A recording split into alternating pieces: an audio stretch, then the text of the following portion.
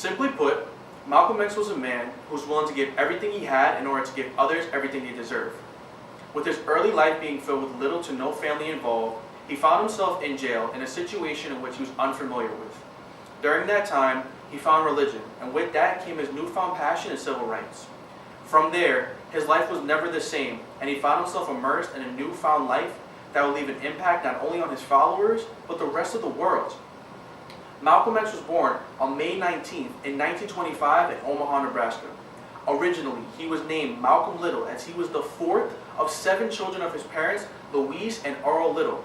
Malcolm's father was someone who was outspoken, as he preached for black pride amongst adults and children who were being put down at the time.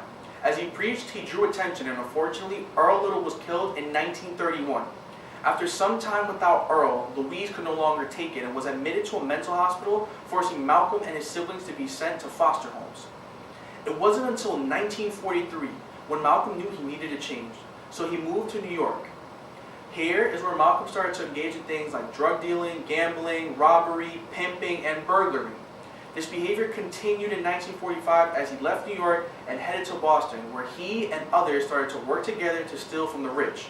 Eventually, Malcolm was arrested and sent to jail, where he would serve 8 to 10 years. Here is where Malcolm X found the Nation of Islam and the teachings of their leader, Elijah Muhammad. When Malcolm was released, he was welcomed into the Nation of Islam and started to grow the membership with each passing day. His popularity grew, and he eventually found himself on TV in 1959 as he was featured in The Hate That Produced, which was a TV show broadcast all about the Nation of Islam. As Malcolm grew, the amount of people that loved him did, as well as those who hated him. His name grew to be even bigger than the current leaders of the Nation of Islam. This, along with the sexual misbehavior conducted by Elijah Muhammad, Malcolm saw it necessary to depart and to help himself do better. In order to do this, he made the holy pilgrimage to Mecca to learn more and seek a different insight. Malcolm started to explore Mecca, but it wasn't enough, as he started to visit places like Africa and the UK to see more of the world for better understanding. Malcolm wanted to make a difference, but he first needed to understand where and how. With his return to America, Malcolm's life was no longer the same, as he faced death threats from the Nation of Islam. His once brothers now threatened to kill him, but Malcolm shed no worry, as he was willing to fight back.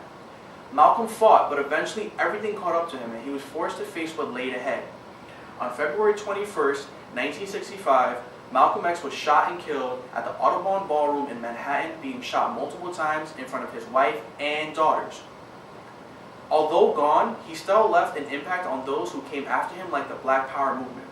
The Black Power movement was a radical activist group who based their ways on Malcolm X and his teachings. Through the combination of his teachings and their movement, they were able to still impact and help those who were still being held down.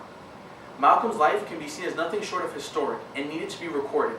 With the help from Alex Haley, the autobiography of Malcolm X was able to be created after his death to tell the story of Malcolm the way he wanted it to be told.